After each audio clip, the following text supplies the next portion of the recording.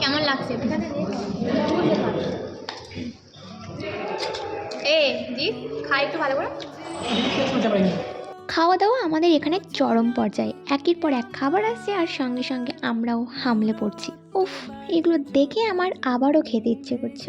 খাবার যখন দেয় তখন ভালো করে খেতে পারি না, আর এখন মনে হচ্ছে যেন দিলে সব খেয়ে নেবো। আমরা স্টার্টারে নিয়েছিলাম chicken lollipop, crispy baby corn, আর মেন কোর্সে veg fried rice, chicken butter masala, chicken কষা, আর কি ছিল ওটা, হ্যাঁ মশলা কুলচা। এগুলো খেয়ে শেষ করতে আমাদের পুরো দম বেরিয়ে গেছিলো, তো ডেজার্ট অবধি আর তো পৌঁছায়নি।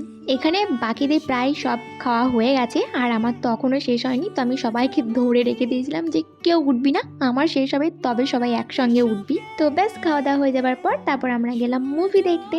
মুভি দেখা তো দূর, আমরা সবাই প্ল্যান করছিলাম যে চল ভালো করে বসে ঘুমাবো গিয়ে ওখানে।